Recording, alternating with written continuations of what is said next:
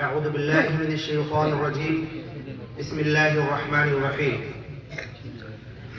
اس سے پہلے بھی شاید آپ لوگوں کو یاد ہوگا، خاص طور پر بچوں کو، 1 سال پہلے میں آیا تھا اور اس مرتبہ تو نظر آ رہا ہے بچے تھوڑا اطمینان سے بیٹھے ہوئے ہیں، لیکن آج بھی کچھ باتیں میں پہلے بچوں سے کروں گا اور کچھ باتیں میں آپ سے سیکھنا چاہتا ہوں، کچھ پوچھوں گا اور آپ لوگ سارے بچے جو مدرسے کے ہیں ایک ساتھ جواب دیں گے۔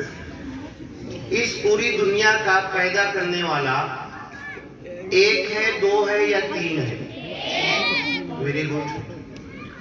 اس دنیا کا پیدا کرنے والا، چلانے والا اور ایک دن نشٹ کر کے ختم کرنے والا جو خدا ہے، اس کو ہم زیادہ تر کس نام سے جانتے ہیں؟ اللہ۔ اس دنیا کا جو خدا جسے ہم اللہ کہتے ہیں، ہماری ہدایت کے لیے کس نبی کو بھیجا؟ حضرت محمد مصطفیٰ صلی اللہ علیہ وسلم۔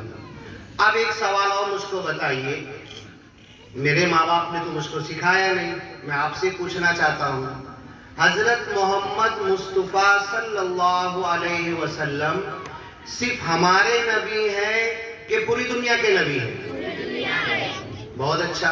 ہم تو بچپن میں ہمارے نبی کہتے تھے، آپ سب ایک ساتھ بولے کہ پوری دنیا کے نبی ہیں۔ محمد صلی اللہ علیہ وسلم کو اللہ نے پوری دنیا کی ہدایت کے لیے، زندگی گزارنے کے لیے سب سے بڑی چیز کیا دی ہے؟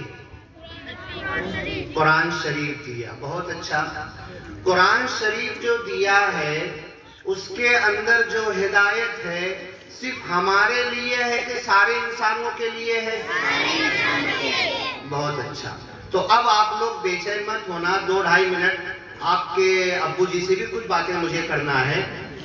ابھی مسعود بھائی یہاں پر کچھ باتیں کہہ رہے تھے کہ اللہ نے ہم لوگوں کو خیر امت بنایا، اور کائے کے لیے بنایا؟ اخرجت للناس، دنیا کے سارے لوگوں کے لیے۔ دیکھو آپ لوگ پھر بے چین ہو گئے، سنو غور سے سنو، آپ کے لیے بھی ہے، دنیا کے سارے انسانوں کے لیے امت مسلمہ کو بنایا۔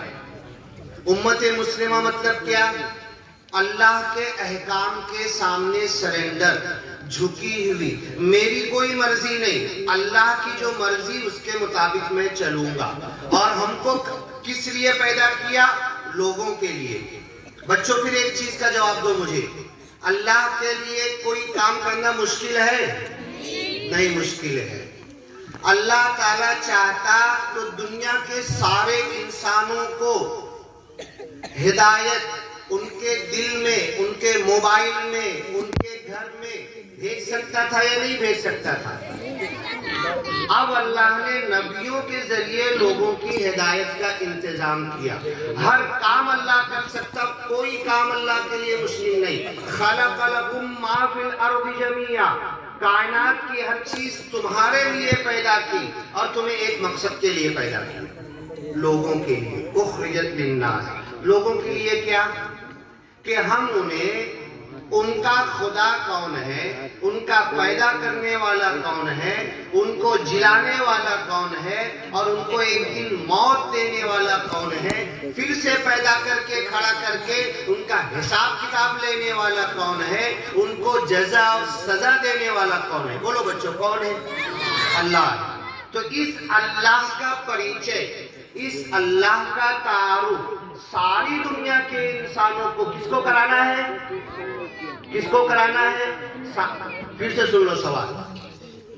اللہ کا تعارف دنیا کے انسانوں کے سامنے کون رکھے گا؟ کون بتائے گا؟ ہم لوگ بتائیں گے جو بھی زندہ ہے۔ ہم سنتے ہیں نا کہ نبی محمد صلی اللہ علیہ وسلم تو چلے گئے، صحابہ کرام، تابعین، تبع تابعین، ان کے بعد سلف صالحین، وہ بھی چلے گئے اپنا کام کر کے۔ منہم من قضا نحبہ، اپنی ذمہ داری پوری کر دیے، ومنہم من ینتظر، اب یہ ہماری ذمہ داری ہے تو ہماری ذمہ داری یہ ہے کہ دنیا کے پورے انسانوں تک ایک اللہ کا تعارف کرائیں کہ بھئی تمہارا پیدا کرنے والا ایک ہے، یہ تعارف ہمیں کرائیں۔ تو بچوں، ہم ہزار لوگوں سے ملتے ہیں، سب سے ملتے ہیں، بس میں، رکشہ میں، ریلوے میں، کہیں میں، اسکول میں، باہر، تو یہ موقع کبھی نہیں چھوڑنا ہے، جو بھی ملے اس کو اپنے پیدا کرنے والے کے تعارف کی طرف لانا ہے۔ اور پھر آخر میں ایک بات بول کے میں ختم کروں گا، وَإِن تَتَوَلَّوْا يَسْتَبْدِلْ قَوْمًا غَيْرَكُمْ، اگر یہ ذمہ داری تم پوری نہیں کرو گے، اللہ قوم کو بدل دے گا، دوسری قوم کو لائے گا۔ فَسَوْفَ يَأْتِ اللَّهُ بِقَوْمٍ، ان قریب ایک قوم کو لائے گا۔